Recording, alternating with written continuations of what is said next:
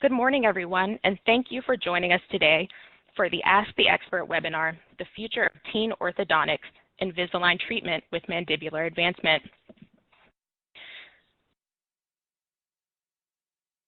You will earn 2 CE hours for attending today's program, and you'll receive important instructions on how to obtain your CE certificate at the conclusion of the presentation. Additionally, CE hours will automatically be added to your Invisalign Doctor site account. Please note you are able to listen to today's program via the webcast, and throughout the webinar, you will have the opportunity to ask text questions, which our presenter will answer at the conclusion of the presentation. Today's program will be archived in its entirety 1 week from today on the Academy tab of your Invisalign Doctor site, where you may also access archived versions of all of our previous Ask the Expert programs anytime for CE hours. I'm pleased to introduce our speakers for today, Dr. Barry Glazer and Dr. Milos Lekic. Dr. Barry Glazer is an Invisalign Platinum provider and was awarded his dental degree from the University of Pennsylvania School of Medicine in 1988 and earned his specialty in orthodontics from Boston University School of Graduate Dentistry in 1992. Dr. Glazer was an early adopter of Invisalign Teen and the iTero digital scanner. He will be followed by Dr. Milos Lekic, who graduated from University of Manitoba Faculty of Dentistry in 2004. He continued his studies and obtained his MSc and a graduate orthodontic degree from University of Manitoba in 2007, when he also co-founded a combined pediatric dentistry orthodontic practice, Children's Dental World in Winnipeg. Dr. Lekic digitized his practice and started doing more Invisalign treatment in early 2017, and he is now a Diamond Plus provider. I will now turn the floor over to Dr. Glazer. Hello, good afternoon. Glazer, you have the floor. Hi, everybody out there in computer land. It's always a pleasure to do these conferences. I'm going to dive right in so that myself and Dr. Lekic have enough time to cover our material for today. So first, a little bit about me. Always have to start by talking about me. I have a degree in psychology, Penn Dental, BU Ortho. I got the teaching bug very early on. I was the Associate Director of Orthodontics at Montefiore Medical Center in the Bronx for a few years before purchasing my own practice in 1995. I'm a member of the Align faculty, and which means I have a nice gig traveling around the world teaching nice doctors like you all about Invisalign treatment. I was also honored to be asked to be the principal investigator for the North American study for Invisalign treatment with mandibular advancement, and I have a unique perspective that I'd like to share with you at the beginning of this presentation. So, 5 years ago, if you had told me that you could correct a Class 2 malocclusion with 2 pieces of plastic, I would have said that would have been far-fetched. But 5 years ago is when I was approached by Align Technology, and they asked me to be the principal investigator for the North American study for Invisalign treatment with mandibular advancement, and I was very excited. And I was excited because we were going to do a study. We were going to do science. And as many of you know, there are many devices on the market that are being sold to orthodontists and being used on patients with lots of wild claims and little to no clinical testing. And I was very happy to see that Align was willing to do a real study, to do real science on this device so that ultimately we have a product that we can feel comfortable using on our young patients. So how does it work? Well, basically, the mechanism of action of Invisalign treatment with mandibular advancement is similar to the effects of other functional appliances. Precision wings that are incorporated both into the upper and lower aligners engage. It's similar to the mechanism of action of a twin block, posturing the mandible forward, and having a similar effect, mechanism of action to functional appliances. So basically bringing the mandible forward into an edge-to-edge position and then expecting dentoalveolar compensation over a period of time. So what's the target patient for this appliance? Now, as we know, functional appliances aren't mandible growers per se. The mechanism of action is primarily dentoalveolar with a small component of skeletal change.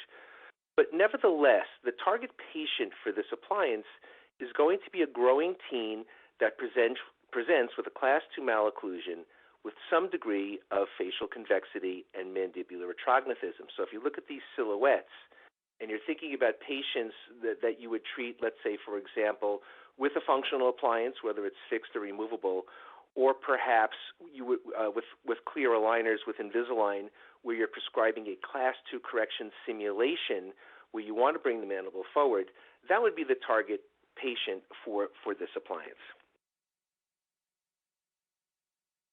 So I want to talk to you at least for a few minutes about the North American study to give you a peek behind the curtain into the science that we've learned from this study. So we'll talk about the purpose. I'll introduce you to the study design. We'll spend some time looking at the results, and then at the end we'll draw some conclusions. So the purpose of the study was to evaluate the effectiveness of a novel hybrid clear aligner functional appliance on the correction of class 2 malocclusion in growing patients. Essentially, we wanted to see how this appliance would work. So what was the study methodology? It was a multi-center IRB study, prospective study, meaning that we had 10 different centers, 10 clinical sites throughout North America. For this sample of patients that I'm going to share with you are the sample of patients of data that was shared with the FDA. The number of patients analyzed in this sample is 40. The average age of the patient was 13.6 years, 53% male, 47% female. The average number of mandibular advancement aligners per arch was 36.3. The average mandibular advancement phase was 13.4 months. Study design was a multi-center prospective study in 10 centers throughout North America. And the methodology, before, after, and after records were obtained on all patients, in addition to a quality of life survey. And we'll spend a minute talking about the results of the quality of life survey because I find them to be fascinating. And you should also know that the cephalometric analyses were done by a third party so that there could not be the possibility of tracing bias. And this little map shows you the centers where the appliance was tested. And you should also know that in addition to this study in North America, that as of November, more than 15,000 cases have been started globally. There was a limited market release in Asia, and as some of you are aware, the approval for this appliance came sooner in other parts of the world than it did to the U.S. So at this point, there's also data on a large sample of patients, and I think that's important because there's been many refinements and improvements that you'll see when you submit your cases in the U.S. So let's take a little bit closer look at the data from this sample of 40 patients. Now, first of all, in a general way, when we look at patients from T0, which is the beginning of treatment, to T1, which is the end of the mandibular advancement phase. So that's the data we're looking at. It's not necessarily end of treatment. It's from beginning of treatment to end of mandibular advancement phase. There were positive improvements in overjet, molar relationship, A and B, width appraisal, convexity, IMPA, mandibular length, SNA, and SNB. So let's analyze the data a little bit more closely, and let's crunch some of the numbers. So what you're looking at on this table, on the top are dental measurements, and then on the bottom are cephalometric measurements. And I'm going to advance past this slide, and I'm going to focus in on what I think are the more important data points from this slide. So let's first take a look at dental measurements. So as you can see, the mean overjet for the sample of 40 patients at the beginning of treatment was 5.1 millimeters. At the end of the mandibular advancement phase, that was reduced by 1.83 millimeters to an end of an MA phase measurement of 3.27, and that was statistically significant. There were also There are also statistically significant improvements in molar relationship, as measured linearly, as you can see in this graph, that there was a move from a class 2 molar relationship to a class 1 molar relationship on average of approximately 3 millimeters. And remember, this is during the mandibular advancement phase, which on average lasted 13 months. So dental improvement over that time. Let's look at some cephalometric numbers. So the mean A and B of the sample at the beginning of treatment was 5.99 degrees. At the end of treatment was 4.64 degrees for an improvement in A and B, or I should say a reduction in the A and B angle of 1.35 degrees, which is also statistically significant. When we look at Witt's appraisal, the mean Witt's appraisal for the sample at the beginning of treatment was 4.77 millimeters. That was reduced down to 2.68 millimeters for an improvement of 2.09 millimeters, which was also statistically significant. Facial convexity. Now remember, the target patient for this treatment is going to be a class 2 patient that has a convex profile and retrognathic mandible. So initial facial convexity for the sample was 10.71 degrees. At the end of the mandibular advancement phase had been improved to 7.58 degrees, which is an improvement of 3.13 degrees, also statistically significant. Now, I find this fascinating, but not surprising. Mandibular plane angle is measured from mandibular plane to SN. Now, as you see, there was not a statistically significant change. Essentially, mandibular plane angle was static from beginning of treatment to the end of the MA phase. And I think that's very important. One of the issues with, let's say, fixed functional appliances is the tendency to open the mandibular plane angle and rotate the mandible down and back, which are things that we don't want to do in a class 2 retrognathic patient. And I think it's been pretty well established for Invisalign patients in general that there is good maintenance of the mandibular plane angle and the vertical dimension because of the interocclusal plastic. So as you can see here, we had nice stability in the mandibular plane angle. So the fact that this is not statistically significant is actually a good finding. Same thing with IMPA. Now, one of the knocks against functional appliances is the tendency to procline the lower incisor. But if you look at our sample, and you can see the pre-treatment IMPA, incisor mandibular plane angle for the group was 100 degrees. At the end of treatment, there was no change. It was only a quarter millimeter of change, which is more than what you would expect just through chance. So that is a non-statistically significant change. And I think the fact that we can have good stability of the lower incisor position is also a very exciting finding. So let's quickly take a look at a few before and after patients of mine from the study. This is a 12-year-old female patient. If you look at her facial profile, this is the type of patient, especially if you want to get started on Invisalign treatment with mandibular advancement, this is the kind of target patient that you're looking for. Good nasolabial angle, retrognathic mandible, but not severely skeletally retrognathic. And as you can see in her photos, she had a significant class 2 division 1 malocclusion with a deep overbite. So here's the patient at the beginning of treatment. Here she is about 20 months later at the end of treatment. Nice correction to class 1 on both sides, improvement of the overbite and overjet to normal, and a very nice improvement in the soft tissue profile. This young man was 11 years old when he presented for treatment. Again, great target profile for mandibular advancement. Convex facial profile, normal nasolabial angle, and a somewhat recessive chin. Class 2 division 1 malocclusion with a deep overbite.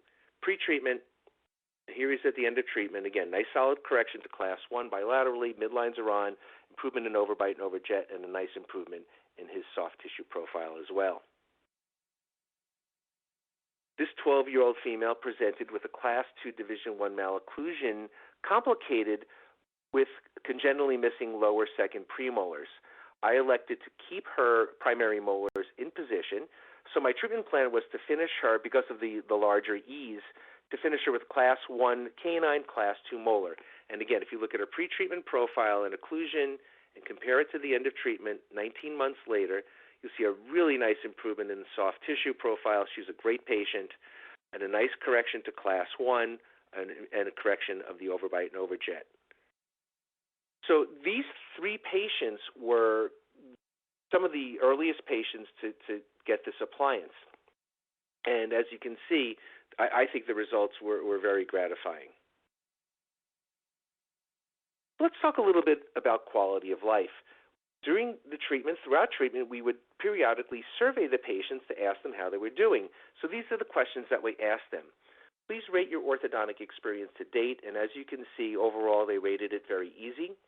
Please indicate how severe your discomfort has been within the last week, and you can see essentially no pain. Were you worried or concerned about the appearance of your appliance? And as you can see, it was essentially never. And for the most part, patients were very pleased and happy with the looks of their teeth and their appliance. And if you think about, and I've used them all, functional appliances, whether they're removable or fixed.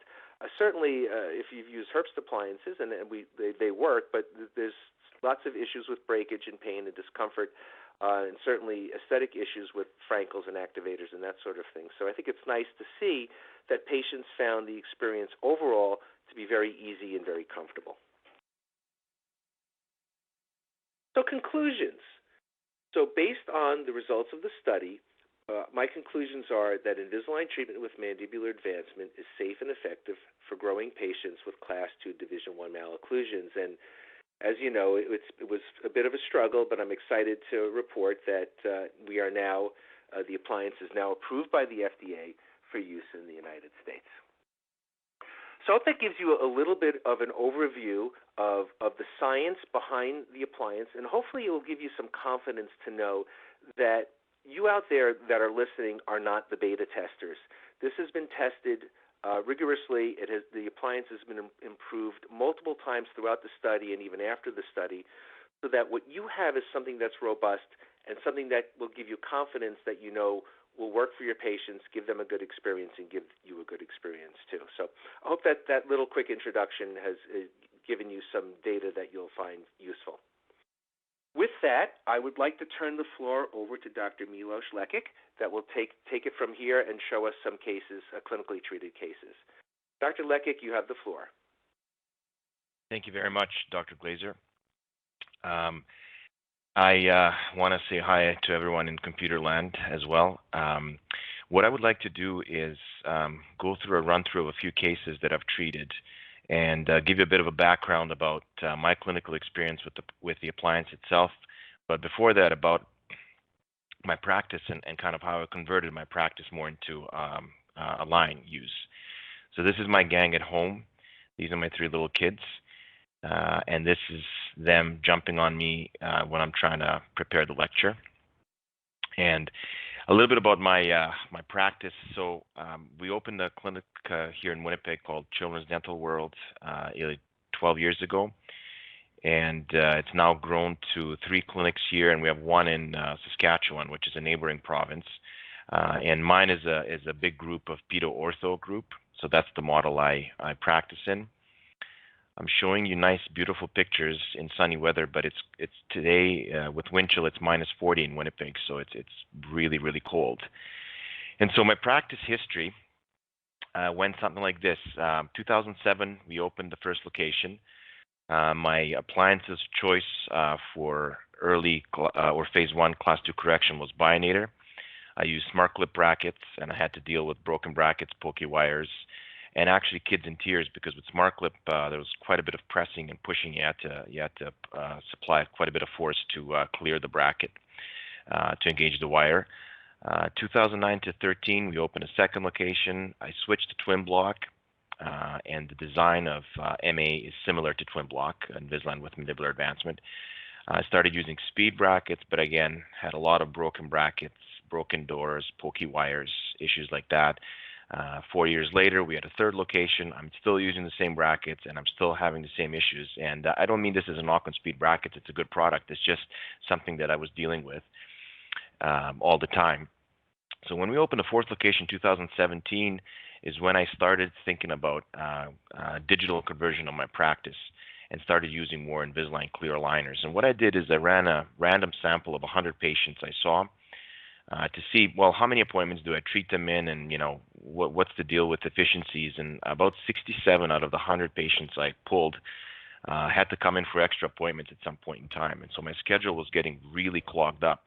to the point that it would take 5 months from the day someone came and saw me for a consult until they had their records done, case presentation done, until I can put their braces on.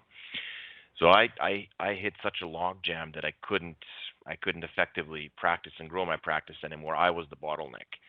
And so the digital conversion and starting more use of Invisalign clear aligners, and now we're at about 80% of all case starts, has allowed me to basically grow the practice significantly. So we've seen a 60% growth in that one calendar year last year when we did the digital conversion. Interestingly, what really got me thinking about using more Invisalign was actually MA, the mandibular advancement feature. And the way that FDA and Health Canada function, they kind of have minds of their own. Usually, US gets the cool products earlier, but for some reason, FDA was held up approving it, and Health Canada approved it, and we had it as of 2017. I have a lot of patients in phase 1 treatment, this being a combined pedo-ortho practice, so I was looking for an easier solution, something better than a twin block, not just in terms of compliance, but also comfort and giving patients a better patient experience, trying to make my life easier. And so the reason why I started using it really has been the MA, mandibular advancement. And since that, those were the first few cases I then started realizing the efficiencies of Invisalign treatment and started treating more patients with Invisalign in general. So this is not minus 40. This is a place we don't like to be. But when I see this picture, I think about nice relaxing time. Obviously, our lives are busy, hectic. We can't just be relaxing and sitting on this beach unless we win the lottery. But certainly, let's look into ways about how we can make our practice lives more efficient and more pleasant, so we don't have a hard time going to work. So, focusing on the MA. What are the alternatives? So here you can see that the alternatives are any one of these things. Pick your poison. I was using a Forceps appliance. That was my, fixed with braces appliance. And then if I was doing a straight phase 1, I would have done the twin block. But even the carrier there I showed at the end, I see that as an alternative as well. I know that there's a lot of combined treatment with Invisalign and carrier appliances, but as far as I'm concerned, clinically, the only reason why I should be giving someone carrier with Invisalign is because that patient was misdiagnosed at some point in time, or they didn't have access to orthodontic care, both of which are bad scenarios. So I really think that every child who's developing class 2 malocclusion should be treated with this appliance. So some general notes. It's the first clear aligner solution for class 2 correction in growing patients, as Dr. Glazer has said. It combines the benefits of movement of the lower jaw with simultaneously aligning the teeth, which we don't really have with any other product. Before, when I was doing a lot of bracket forces treatment, I typically have to spend the first year, 9 months to a year, leveling, aligning to get to the point where I'm in stiff enough wires that I can deliver the forces appliance. And so the precision wings are being built into the aligners. The wings are modified as the jaw is being advanced, and this allows for decompensations and other clinical goals prior to advancement. So we have the option of doing pre-MA treatment with this appliance. So I'll talk a little bit about what I consider pre-MA phase. So this is something where, as a doc, in terms of clinic case submission, this is where you have to make a decision whether you're submitting your case through teen or through the Invisalign first option, depending on how early you're starting the patient. I'm going to share with you some of the mistakes I made, and I made a lot of the mistakes, so hopefully you don't make the same mistakes with the delivery and follow-up of MA patients, because I find I learn from mistakes much better from just showing you good results. But the mistake here is that if I start a case too soon with a teen submission, if I don't time it right, then I won't have enough time after my MA phase to treat out the case, because every case that I treat with MA should receive what I would consider comprehensive orthodontics with normal or regular aligners without the wings afterwards. So if the patient is very young and you have things to do, this is what I would call pre-MA phase. So this is where you have to count your 5 versus 10 years, and whether you're submitting teen or whether you're submitting through Invisalign first. How we deal with it in our clinic, with the discounts and everything we have, there is a price difference of about $750 that you're going to have on your lab bill, whether you submit a case through teen and stay with it, or whether you go Invisalign first and then that case becomes a teen case.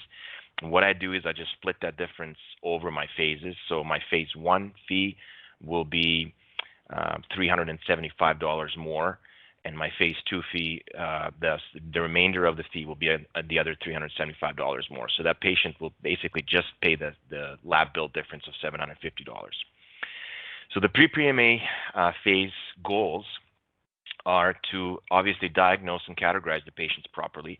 So this is the stuff we do every day in our clinics. We're looking at whether the patient's brachy, meso, or dolichocephalic. We have our own versions of clinical findings, things we prefer. Obviously, we're looking at cephalometric values such as the y-axis, facial angle, IMPA.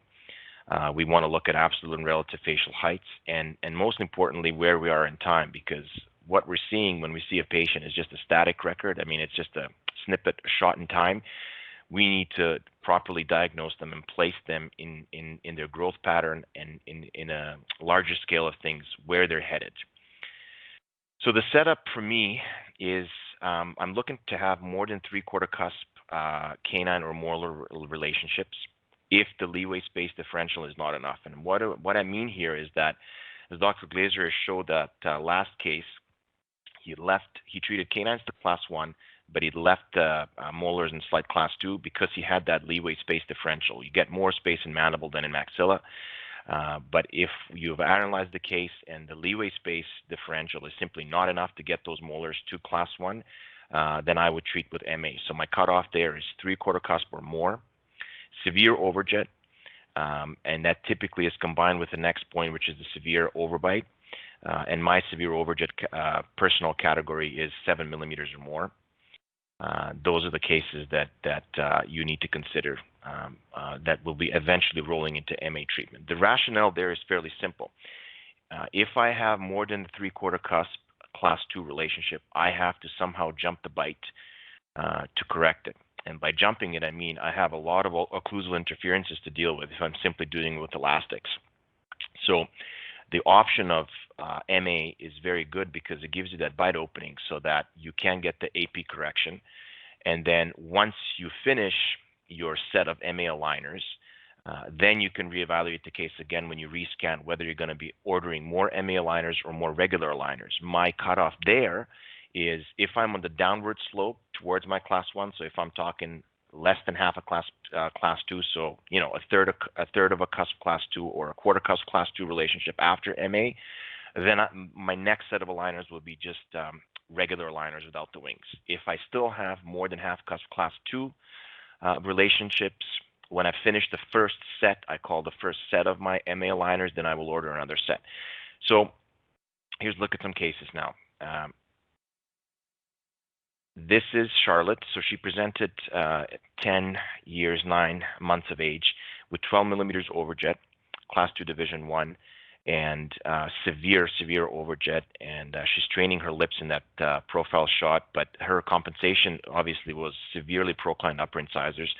And that's a common class 2 div 1 compensation because they're caught in front of the lower lip. Typically, it's the tongue which pushes them out, lips help push them back in. If you add the tongue and the lip, then you have even more of a severe overjet.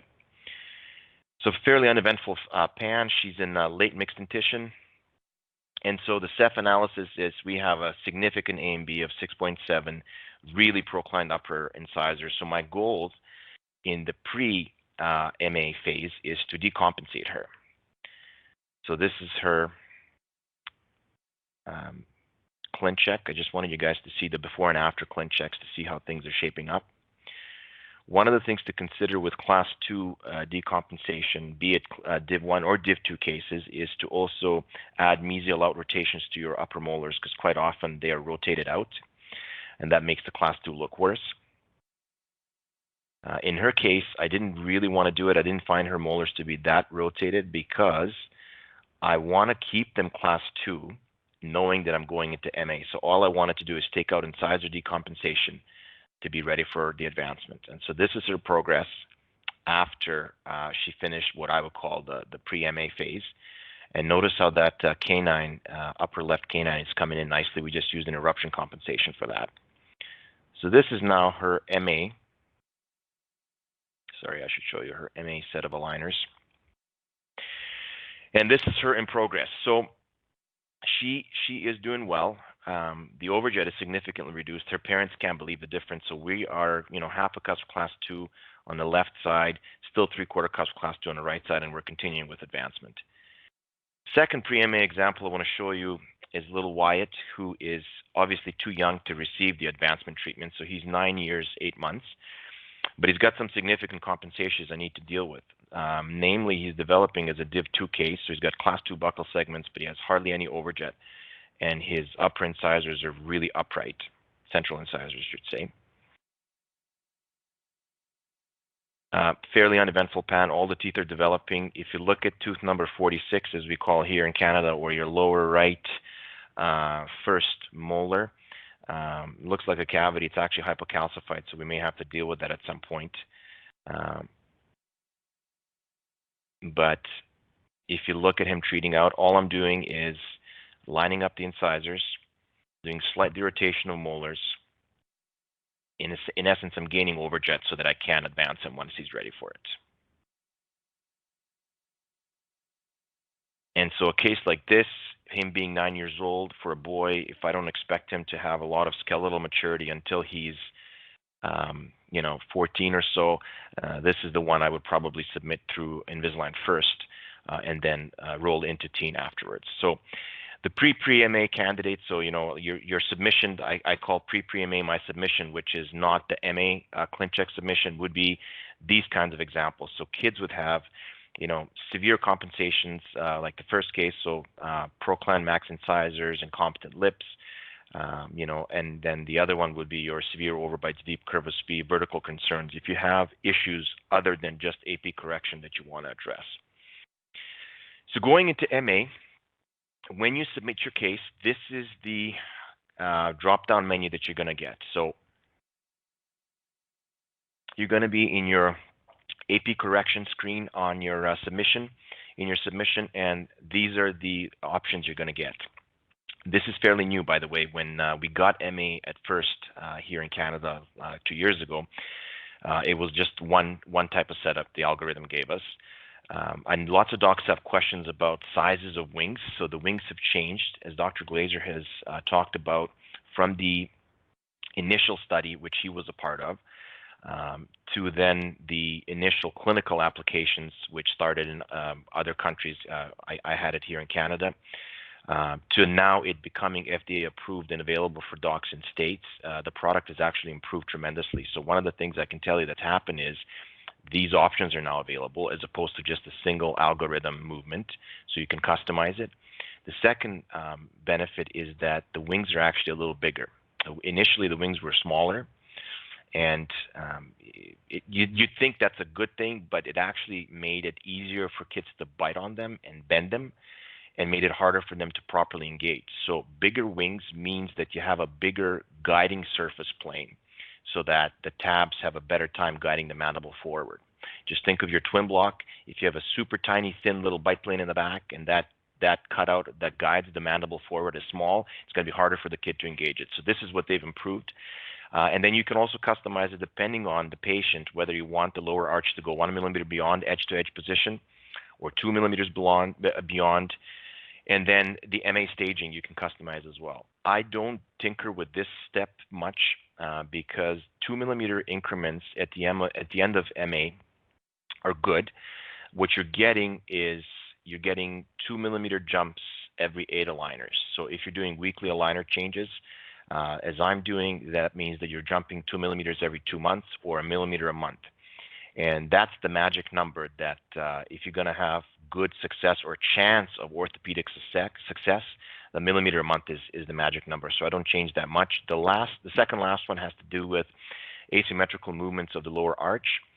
If you're treating asymmetrical cases, you can choose whether to shift or not to shift the lower arch to improve the midlines during MA phase. My recommendation here is to do the shift. I typically will want to have tabs on both sides. And I find that once I start opening the bite on a lot of my asymmetrical class 2 cases, the asymmetry tends to disappear and it becomes more of a symmetrical class 2 case. The very last point has to do with precision wings cuts, sorry, not the precision wings, sorry, the cuts for vertical elastics. And the reason here is if the child's a mouth breather, you really want to depend on them to wear the appliance properly at night. That gives you the 8 hours of sleep, and that if you're getting engagement, you're having good class 2 correction time there. So if the child's a mouth breather, you can add precision cuts, and you can put little vertical elastics for them to wear at night, only at night when they're sleeping, to make sure that they're engaging properly. So going on with cases, this is Kayla, and she presented 11 years, 3 months of age, 90% deep impinging overbite, and she had my cutoff criteria, which was she had 3/4 cups class 2 relationships on the right side and moderate crowding. So here's her pan. Note she still has an E in the upper right corner. And I have pre-MA aligners where I'm doing some anterior alignment, and then I'm advancing her. So in her case, the wings did not get introduced at aligner number 1. And she's settling. This is her initial clin check.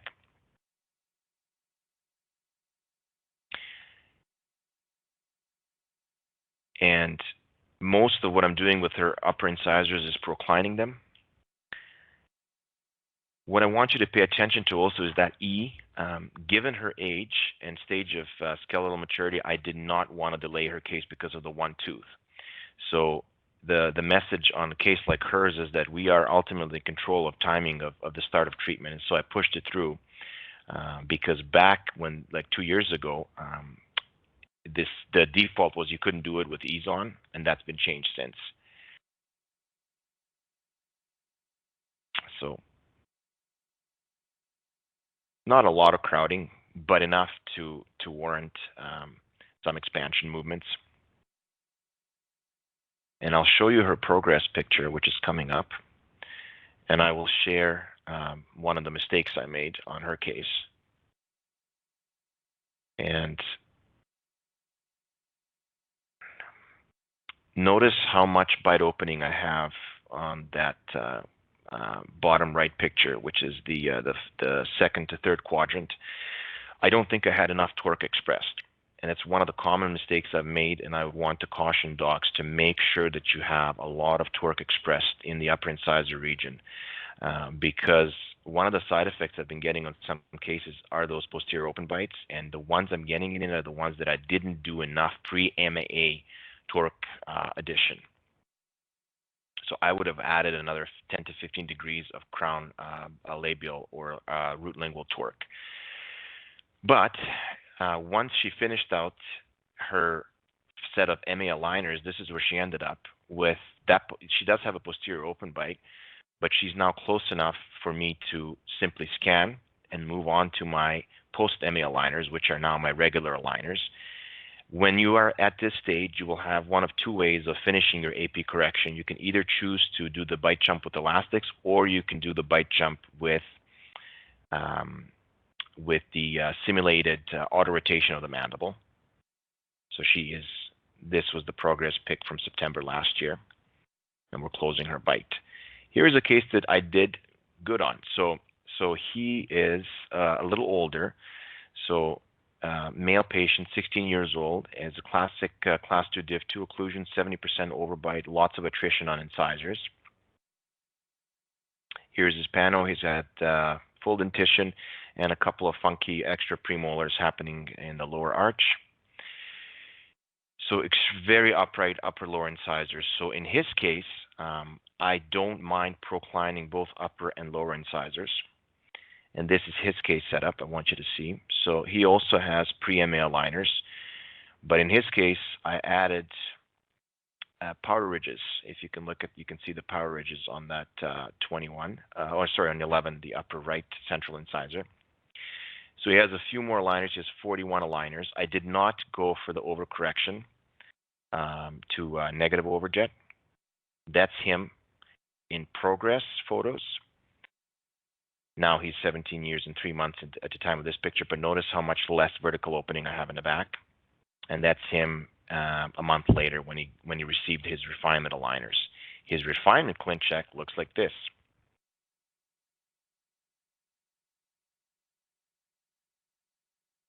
So a very straightforward 15 aligners to treat him out now. This is his progress Ceph. So what I wanted to do, Dr. Glazer had suggested to me to show some superimpositions of patients in treatment. I have coming up on 150 to 200 in treatment with MA right now, patients. I picked a random week to make it as random as I can. So he was in that week, and another patient I'll show in a bit was in.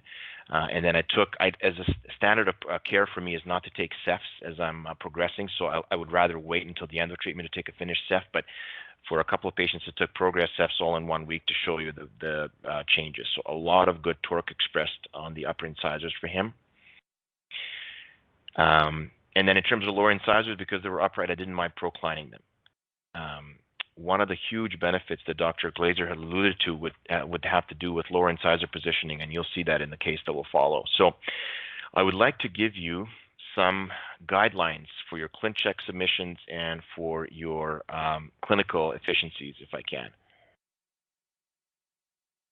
So, like I said, I want you guys to not make the same mistakes I did. My first point in caps there is to always check attachments on wing-bearing teeth. Why I say this is because if you have pre-MA aligners and it's part of the same ClinCheck, so if you're doing, let's say 11 or 12 pre-MA aligners to do some decompensations and moving into the wings, you may have disappearing wings.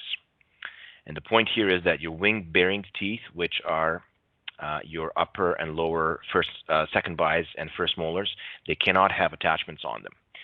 So I've made this mistake many times, like too many times, but I would have handed out a bunch of aligners, and then the patient, if they're starting advancement at aligner number 6, they come and see me at aligner number 12, which is my protocol once the first box is out.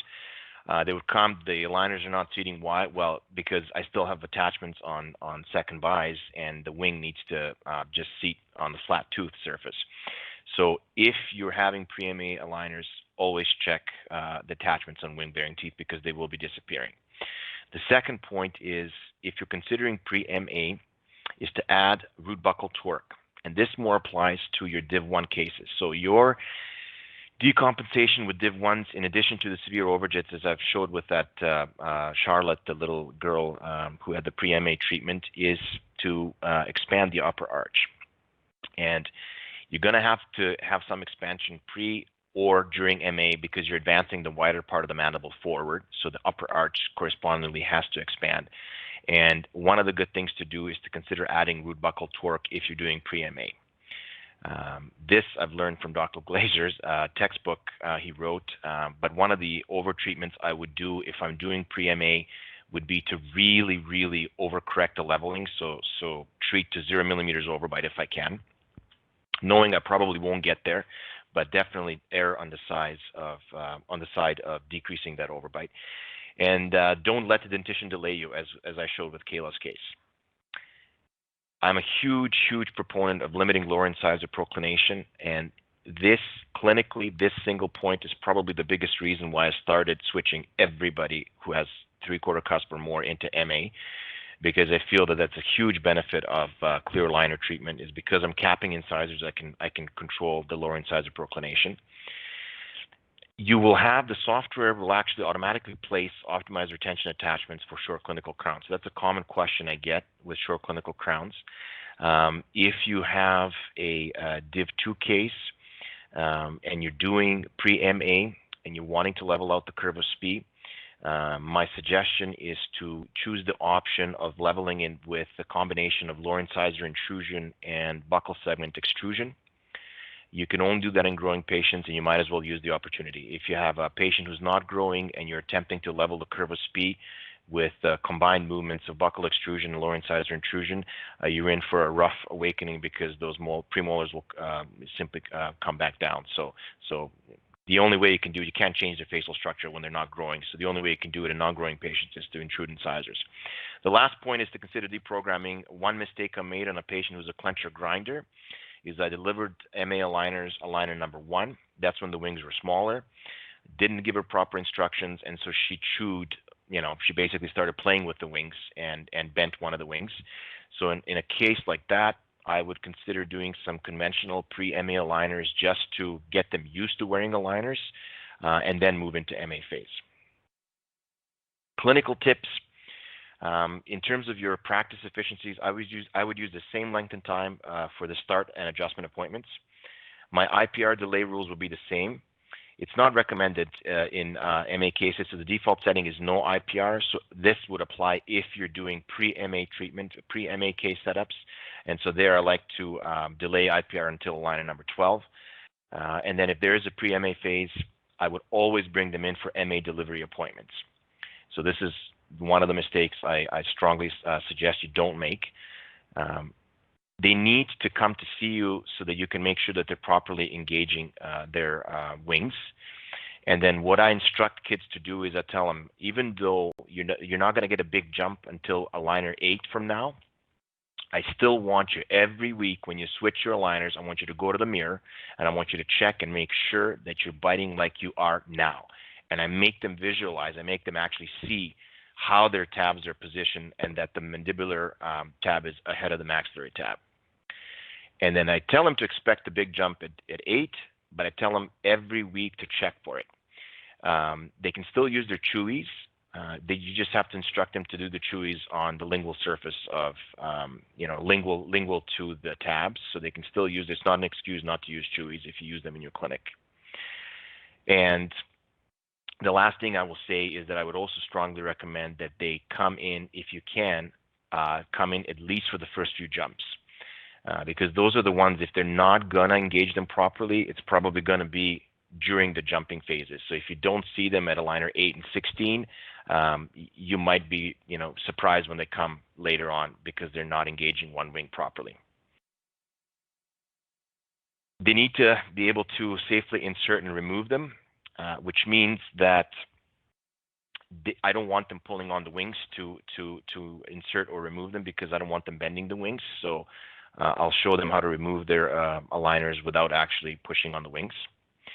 And then your clinical follow-up, in addition to making sure that the wings are seated, would be your normal, regular aligner clinical check, which would be checking for tracking, check your attachments, replace for fix-up if you need to any. And then obviously with MA, you would be checking for overjet reduction. So let's look at another case. A couple more cases I want to show you. So this is Tatiana.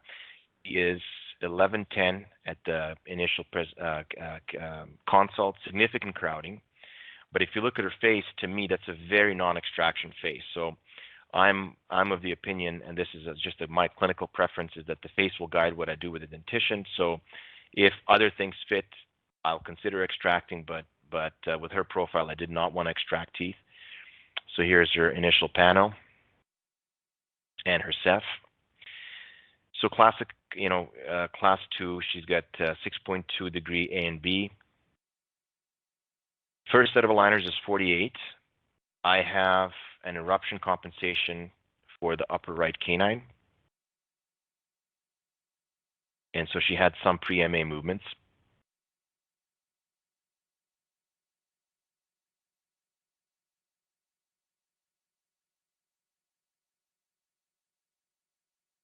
She was the case like the 17-year-old boy on whom she came in the same week, so I took Ceph on her, and I'll show you the superposition. We'll make you watch the same one again. So this was her in progress. She does have a bit of posterior bite opening, but with how deep her bite was, I actually don't think it's as bad as the earlier case. This is her in refinement, and so the bite opening is getting smaller, significantly smaller. And so these are my refinement aligners. So this is the refinement ClinCheck And notice that I'm not pulling class 2 elastics. In her case, I decided to go with the auto rotation of the mandible. She came in for a follow-up in December. So I'm getting really good bite closing, second to third quadrant. First to fourth is better. In January, I took a Ceph. She was actually in yesterday, but my lecture was already submitted and everything was ready. So I took progress pictures, but I couldn't put her in the lecture because she looks much better than that last photo. But here's the big good news. Lots of good growth of the mandible. And look at the lower incisor position. So I've superimposed, I double checked, triple checked her, and there was absolutely no movement more labial in her case. This is my friend Kevin. He is a 6'5" Viking. He's an Icelandic descent. He's a farmer from a couple of hours up north because it's minus 40 today. I just talked to him real quick before the lecture. Because I ice fished with him and he was really cold because he's out on the farm. So the cows are cold and he's having to herd them all indoors. But he taught me something much more valuable than most of the lectures I've listened to about clinical practice. When I presented my case press for his daughter, I started going into this whole, class 2, this, that. I start talking about overjets and all this, technical stuff. And then he just stopped me and he said, "Doc, do you tell me how to run a farm?" I said, "No. Don't rob a guy and just take care of my girl." That's what he said to me. So I took that to mean, I was being way too complicated, way too technical. And since then, my case acceptance rate has gone up because most of the time in case prayers, I'll talk about other stuff, not about technical things to do with clinical delivery of care. I'll just be very, very, not like I'm with this audience, talk about hockey and fun things. This is Jasmine. She had 34 aligners, and she treated out really nicely. In her case, we were able to go into wings right away.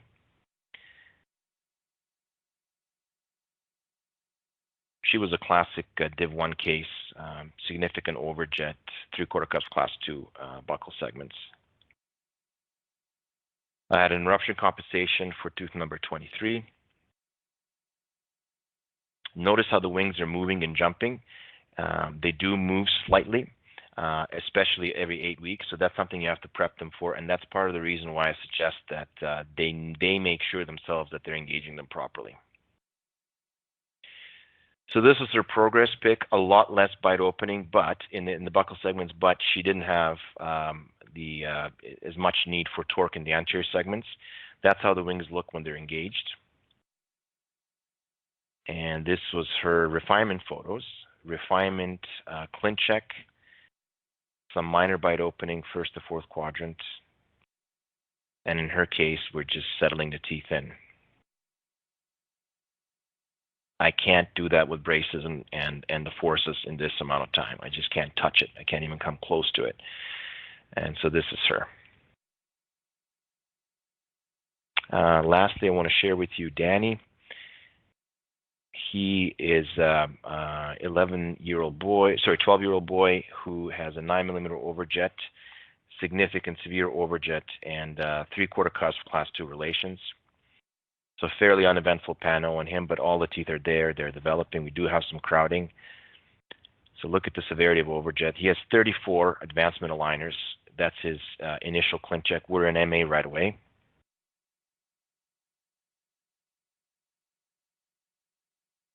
In his case, if you look at the attachment on tooth number 25 or upper right second by, that attachment didn't disappear, so I checked for that, thankfully.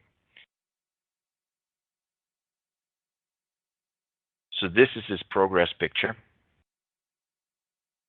beautifully controlled. And these are his post-MA clinch check. This is his post-MA clinch check.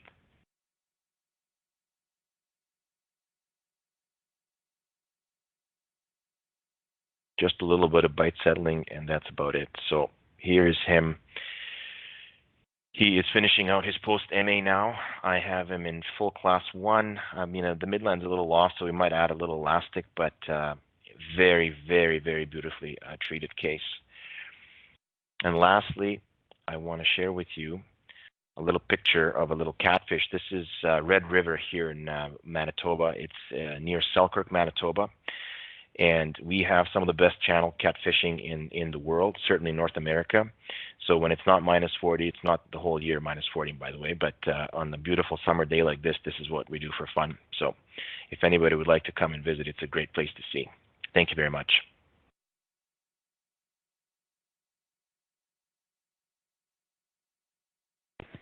Thank you, Dr. Lekic, for that presentation.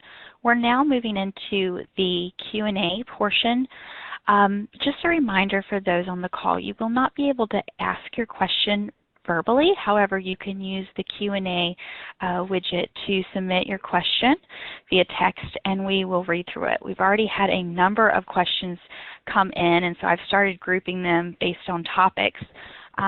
Dr. Glaser, would you be able to provide some more insights to the clinical study? A few questions came in around treatment timelines for those study participants that you shared, and also the age range of patients within the study. All right, so for treatment timelines, now remember the data that I was sharing with you was not for the total treatment. The data was for the beginning of treatment to the end of the mandibular advancement phase, and for that cohort of 40 patients, that was about 13 months. What was the second part of that question? The average age range for the patients in the study, yes. Yeah, I don't know. Is it possible to go back to that slide, or? But the average age for the patients was approximately 13. We targeted, just to give you a little bit more insight. So the target patient for this study was not a preteen. We were looking to capture patients, pubertal patients that were actively growing.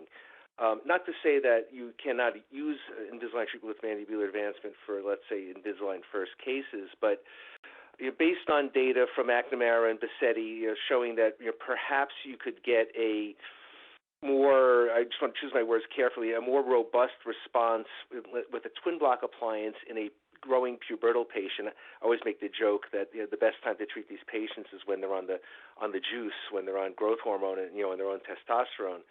So our feeling was to target patients in the active growth phase during puberty. So the average age was, I'm just rounding here, but the average age was approximately 13.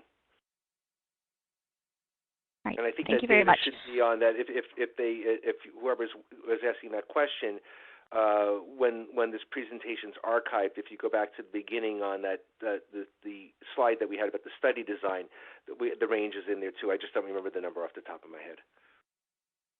Okay, thank you.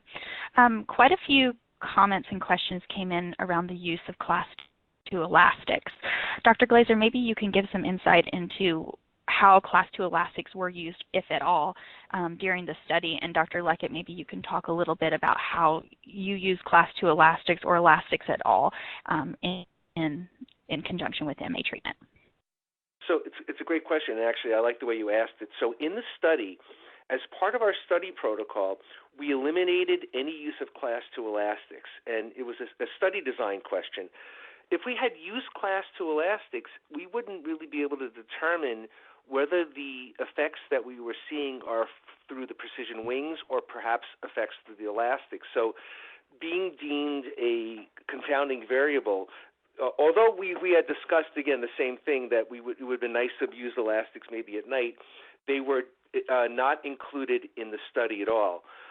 For that reason, we wanted to see the pure effects of the precision wings. But Milos, maybe you could talk about how you're using Class 2 elastics in your clinical patients.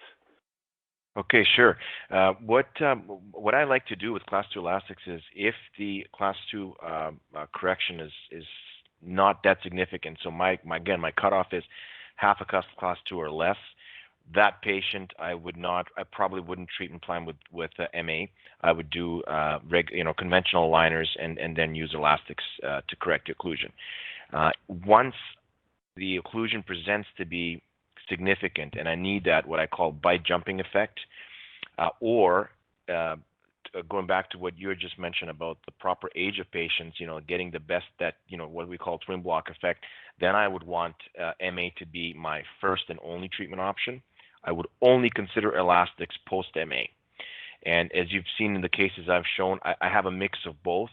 Sometimes I'll just go for a liner settling of the occlusion and auto rotation.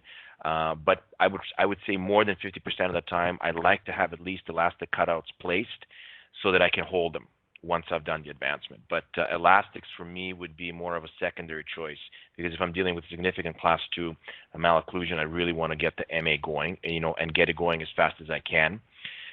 The other problem I have with elastics is compliance, kids not wanting to wear them. It's harder to put them on. That's the same for whether it's braces or aligners.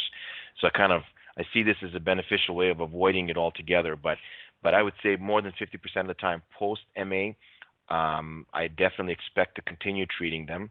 I don't want to have a split in time between my MA treatment and my post-MA treatment, because that's when your class 2 effects can wear off. And I prepare patients for that. That's going to be probably another year of treatment after, where I need to make sure that I'm holding your occlusal correction, your bite correction. So I would do it, put elastic cutouts in your clinical preferences, or just put them on yourself to have them as a plan B if you need them. But I don't need them on everybody. The one thing I might want to add to that is during the mandibular advancement phase, so at any time when you have precision wings, I do recommend, and it's up to the doctor whether you prescribe precision cut slits or whether you prefer a button and a button cutout. But either way, I do recommend placing them, and in the case like this, they would go on the upper canines and the lower first premolars, with the idea that you can have patients wear, and I would recommend a 1/4 inch 4-ounce class 2 elastic, even during the MA phase, at night, again, for those patients that are either mouth breathers or for patients who maybe sleep on their back, where you want to make sure that the mandible isn't falling back. So I think that's worthwhile. And some doctors also recommend, at least at the beginning, there were some patients that we found that even in my practice that maybe had a little bit more of a coordination issue, where they were having a hard time replicating the bite with the wings engaged properly, where you could have the patient maybe for a few weeks wear the class 2 elastics along with the precision wings full time, just to sort of train the mandible and help the patient, guide the patient into a more advanced position. So I definitely would recommend, and in fact, on your clinical preferences, now there's something called My MA, and typically you would have a My Class 2 or My Class 3 preference for elastic placement. You now have a tab called My MA, and you can prescribe either button cutouts or slits, and I do recommend putting them there even during the MA phase. While we're on the topic of elastics, let's talk a little bit about vertical elastics. A couple of questions came through. Have you used vertical elastics to help with someone who's a vertical grower or mouth breather? And then there was also a question around vertical elastics and trying to correct an open bite. Milos, you want to take that one? Sure. The second last case I showed, Jasmine, I presented her at the summit, and in her case, I used vertical elastics to deal with some of this posterior bite opening. But the reason why I did it is I wanted to treat her out faster, to be honest with you, because I wanted to present her case. The last case I showed, Danny, who's got nice settling, I didn't use vertical elastics. So if the reason why I don't have to worry about vertical elastics is because I want docs to sort of see it from my perspective, is that I expect to have a few sets of regular aligners after I do the MA. So I don't see the end of MA as the end of treatment. I see MA phase as just 1/3 or one part of their comprehensive treatment. And so what I'm trying to say is I think I'll have enough time, like I did with the very last case, not to have to worry about elastics. But certainly, if you are worried, you can add cutouts to speed it up and pull vertical elastics. Yeah. Going back to another thing Dr. Glazer talked about, if you remember, the MPA number he showed actually went slightly down.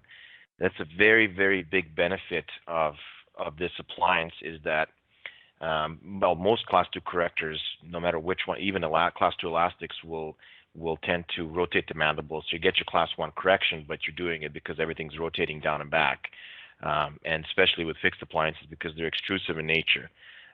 So if we can control the vertical and have a nice bite in the front, then I probably wouldn't want to speed it up. I would probably want to take my time in post-MA aligners to erupt the teeth into occlusion. Okay. We have tons of questions coming in, so I'm just going to start reading some of them off. Dr. Lekic, I know you talked a little bit about patient education on how to properly engage the wings. We had a question come in. Do you talk to your patients about how they should hold their mouth when they don't have the aligners in, particularly like if they're chewing food or just any other time they might have the aligners out? Do you talk about posturing that jaw forward at all? I do. I do talk to them, and what ends up happening is once they've gone through a few weeks of MA aligners, what will end up happening is they're naturally going to be posturing forward. So you're going to get the same effect as you would with a twin block appliance. They're not even aware that they're doing it. So you need to tell them that at the beginning, that this is what they need to expect is probably going to happen, just so they're not surprised. But I do find that after a few weeks of MA aligners, they're just posturing forward on their own, which is essentially the same thing you have with an appliance. Like I keep going back to twin block, but again, it's the same side effect of posterior bite opening that you would have with a twin block as well. So, what's happening is they're going forward and they're functioning a little bit heavier anteriorly because they're hitting those teeth first. Mm-hmm. There's a ton of questions that are trending right now around open bite and the protocols that you use to correct maybe an open bite in post-MA programming. Can we talk a little bit more about open bite, how to correct that if it does occur during the treatment for the patients? Okay, so here I run into some, those would be some of the mistakes I've made. In Div 2 cases, if I've gone into MA, what I would not consider too soon, if I didn't spend pre-MA time getting torque expressed, those are the ones where I probably would have most of those posterior open bites show up. Then when you get to that point where you see that you're getting a posterior open bite, you kind of have to pick your poison. What I mean by that is I would make a decision, clinical decision, based on where I am with MA, whether I should, rescan and order new aligners altogether, or whether I should just continue. And when I say pick my poison, is which one of the, if I have a posterior open bite, yet I'm advancing the mandible, which one of the two at the time I see the posterior open bite happening, because, for example, I didn't have enough anterior torque expressed, which one do I want to correct most? And for me, most of the time, the answer was I still want to advance the mandible, and I'll deal with the posterior bite opening after the MA phase. The problem you have is that as you're advancing the mandible and you're getting the posterior open bite, if you're not, you're dealing with not enough torque expression, you will ultimately have limited amount of advancement. You're not going to advance it as much as it should come forward. So then your post-MA aligners, which again, are going to be required, they might take longer to treat. So I would make that decision. If I've made a clinical error not doing pre-MA properly, I would make the call where I'm at with MA. MA phase, based on that is when I would make a decision whether to continue or to stop, rescan, and deal with the bite opening. Most of the time, I just continue my MA. Something else to think about, and this is a mistake that I made in actually all of my study patients, and it was really a psychological mistake. I was so excited to see how these wings would perform, and so I didn't prescribe the pre-MA phase for any patient, and I think that's a mistake. In addition, as Dr. Lekic pointed out, to insufficient upper incisor torque, if you looked at his cases, you'll notice that the deep bites, the posterior open bites, are also related to lower curve of SPE. So as we know, for these patients that present with large overjets, they'll typically have supereruption of the lower anterior segment. And I think it's very, very important to spend some time in the pre-MA phase flattening the lower curve of SPE. For the same reason, if you have supereruption of the lower incisors and you advance the mandible, very quickly the lower incisors are going to contact the cingulum of the upper incisors, and then you have two problems. One is that it's going to limit the amount of sagittal correction, so you're not going to get all the way to class 1. The second is that if you do go to edge, all you're doing is you're dropping your mandible vertically. And in these cases, we don't want to lengthen the lower facial height for the most part. We want more horizontal projection of the mandible. So if you spend enough time in pre-MA completely flattening your curve of speed. In my cases, I actually add in reverse curve as I would for a patient in braces.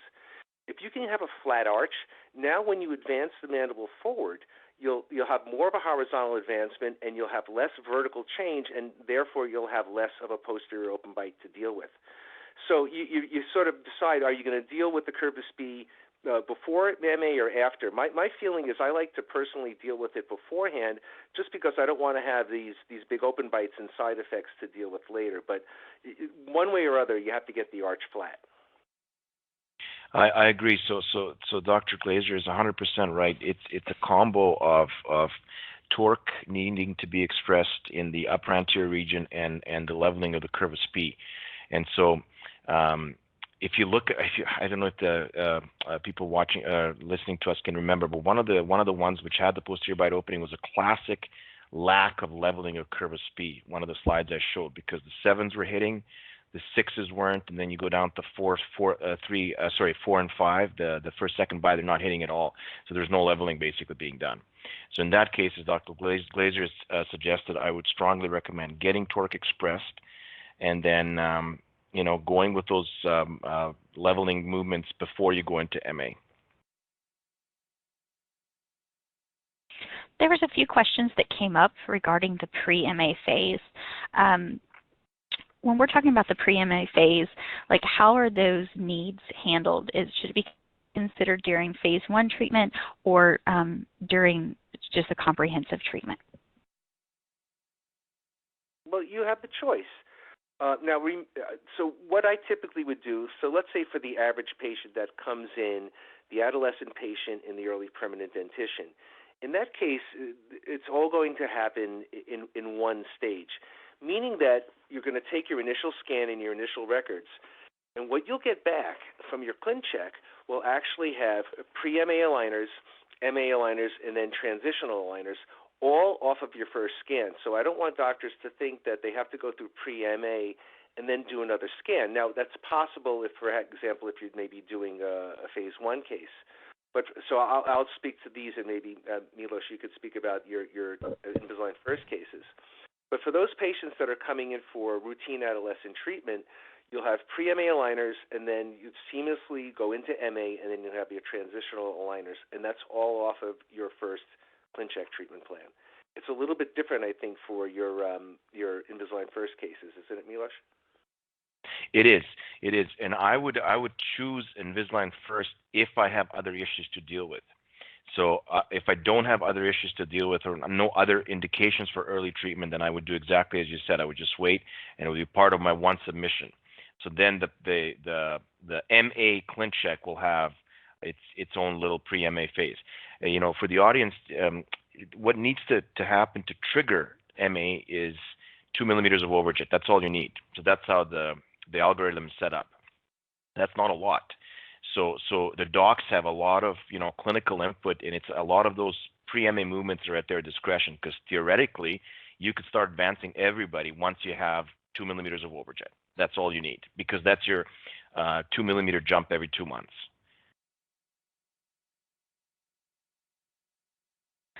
And when you're treating someone pre-MA and then they're about to go into the MA phase, do you have the option of deciding where the wings are placed? Is there a specific set of aligners, or do you allow the treatment software to guide that decision?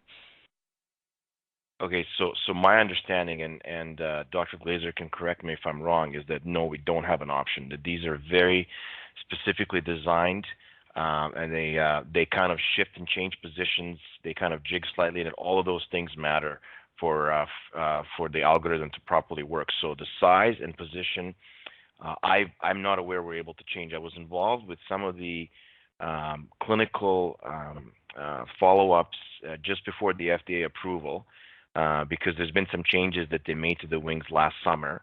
And at that time, I was communicating with the engineers who are actually, in charge of the MA and algorithm and everything. And my understanding is you can't really change it. No. No, that's correct. You can define the length of your pre-MA phase. You can actually define the length of MA. For example, if you have a patient that is a full cusp class 2, in my practice, I would probably want 9 months to a year of MA. So now the default is 26 stages, but 26 stages is really only half a year. So you can ask for more MA or you can ask for more pre-MA, but as far as the size and placement of the physical placement of the wings, that's an engineering issue, and that's not something that you can define.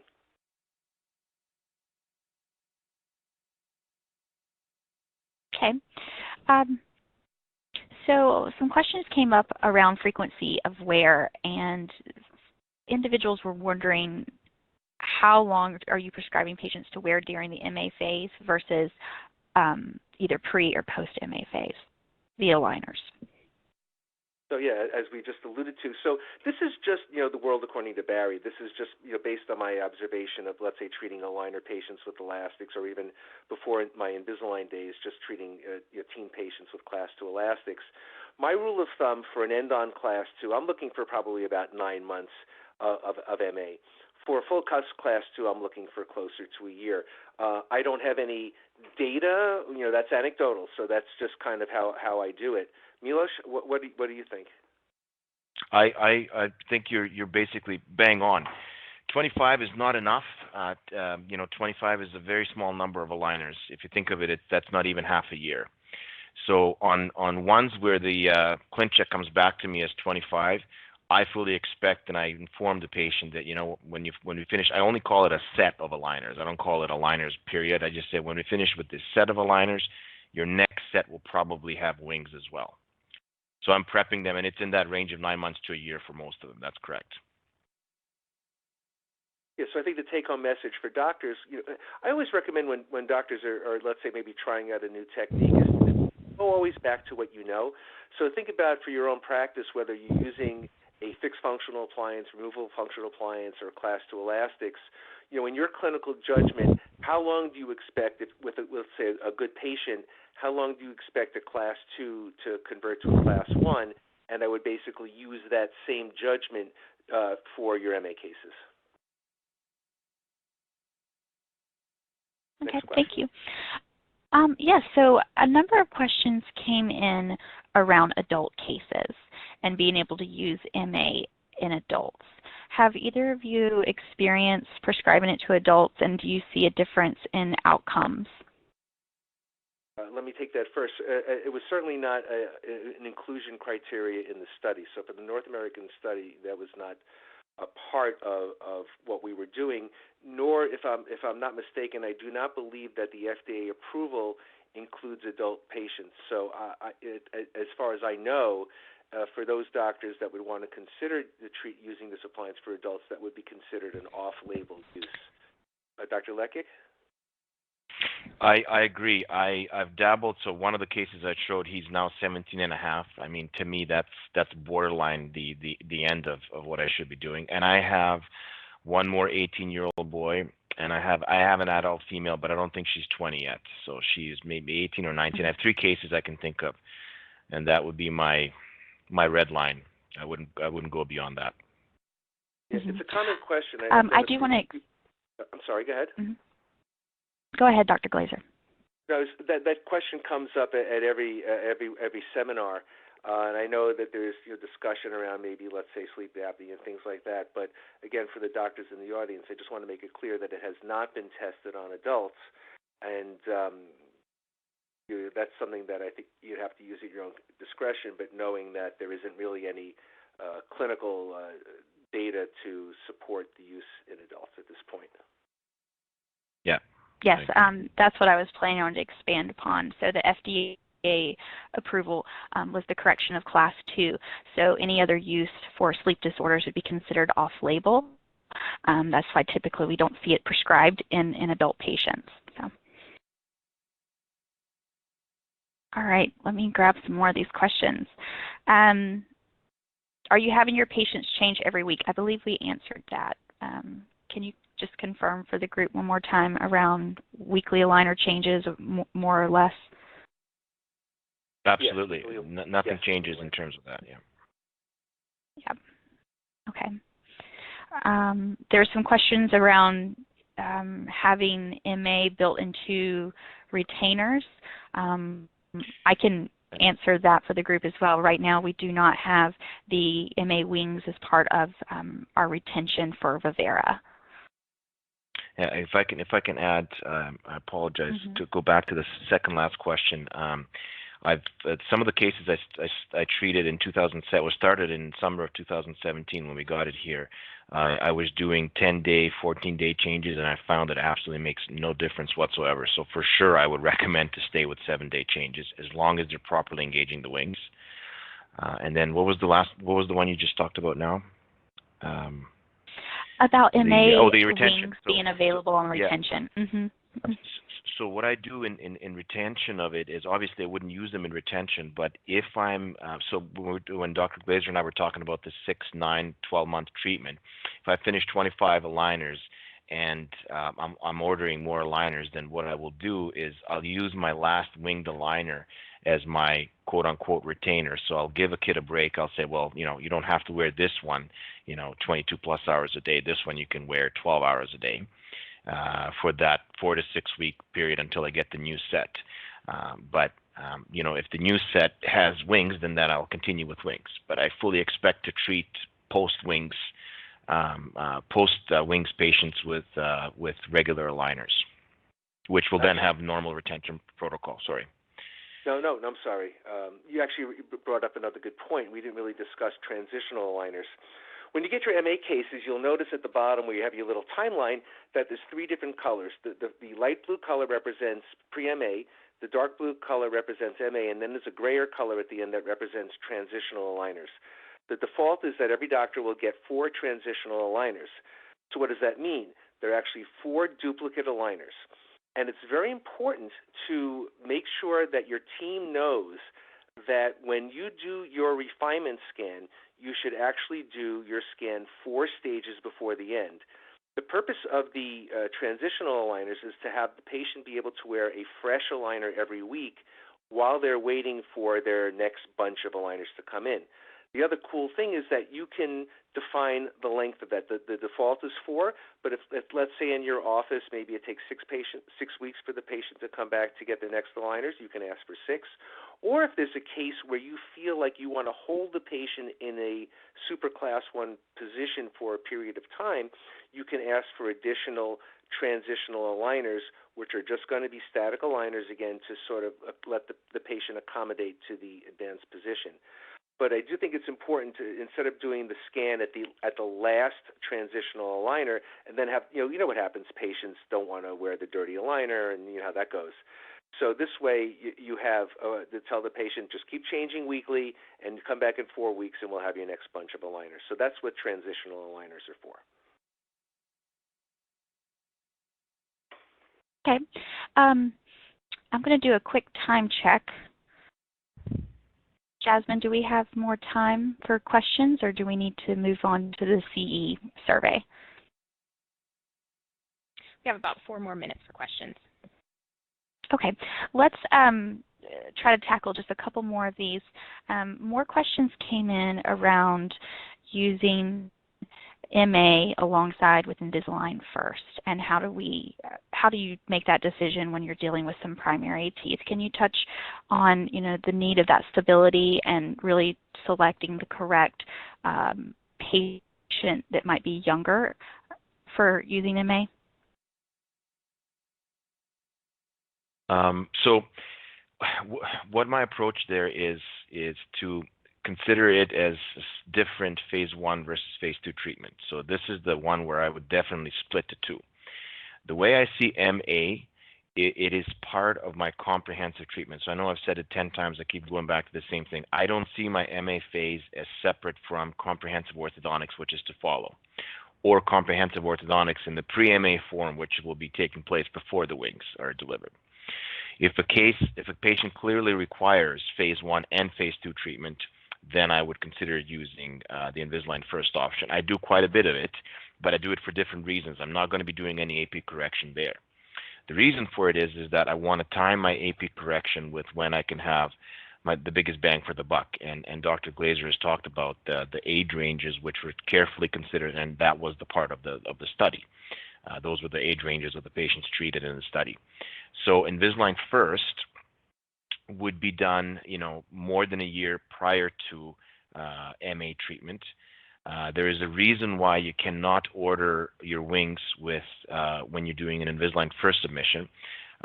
One of them is that the dentition is rapidly changing, and which is why you get your clip checks back quickly. So the communication manufacturing takes place faster for the first cases. The other reason is that if you do advancement that early, the only way you can basically keep your class 1 is if you hold it or retain it the whole entire time until they're ready for MA treatment. But if the patient separate from mandibular advancement or anteroposterior correction requires other treatment needs, let's say there's uprighting a molar, space regaining, those kinds of things that you have to do through Invisalign first. What I would do then is increase the fees, as I've talked about, because if you look at your lab bill for Invisalign first, which then becomes an Invisalign teen case, there is a difference in that. It's a higher lab bill. So that's at a doc's discretion, then depending on the kind of practice you run and the kind of market you're in. People can use that as a profit generating tool. I don't. My market is not like that. We don't. Treatment here is not expensive, and my patients would be happy if I started, not just increasing the lab bill difference, but making money on that difference. It's not. I don't see it as a parent's fault why their child needs this treatment done in 2 phases. So for me, I just split that lab bill difference over the 2 phases. That's what I do. Okay, and I think we have time for at least one more question. I was reading through, and there was a couple of questions that came in around how the aligner covers the back molars, and if you, as a result of them being covered through most of the treatment, 13 months or more of treatment, do you see that there's any intrusion issues if they weren't fully erupted? If they weren't fully I don't understand. The molars would typically be fully erupted because if I'm doing MA, I'm doing it at an age where I would expect to have the first molars fully erupted for sure. The second molars may not be fully erupted, but the wings are not going to be based on second molars. So most of the intrusion side effects I would see on the bis and the first molars, particularly the wing-bearing teeth, which are second bis, first molars. And to me, it's just part of what I expect to see. I tell patients that this is what's going to happen, and it's not a different side effect from anything else like a twin block.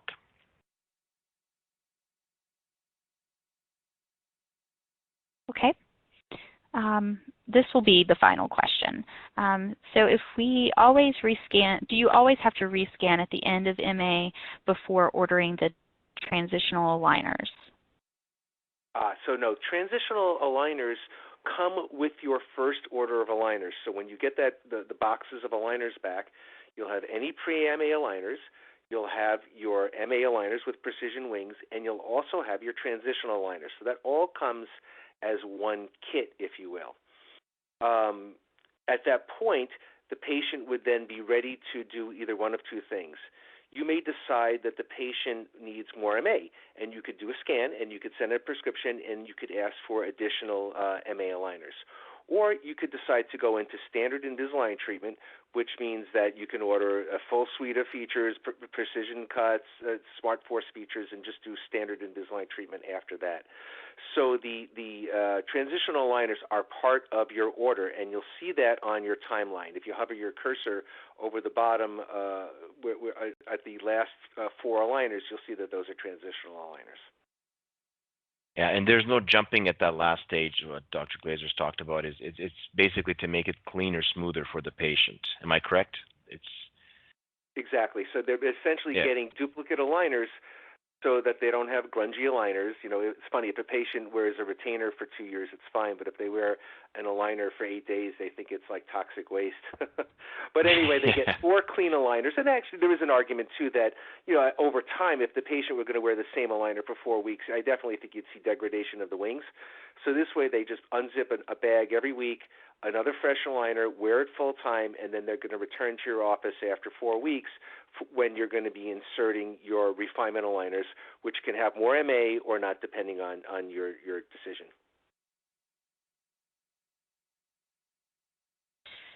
Thank you, Dr. Glazer and Dr. Lekic.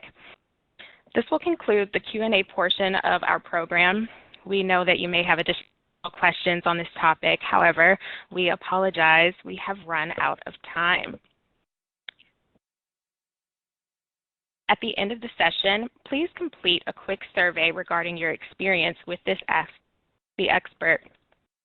Upon completing the survey, you will be automatically directed to the CE certificate page where you can download your CE. Ask the Expert is approved for AGD Pay CE. Please take just a few minutes to complete the survey. Your feedback is extremely helpful and we would greatly appreciate it. Thank you all for joining us today for another Ask the Expert program. This program will be archived on the Invisalign Doctor site in 1 to 2 weeks. Please look for upcoming 2019 Ask the Expert programs on the Invisalign Doctor site. If needed, you may contact your territory manager for support. Thank you and have a great day.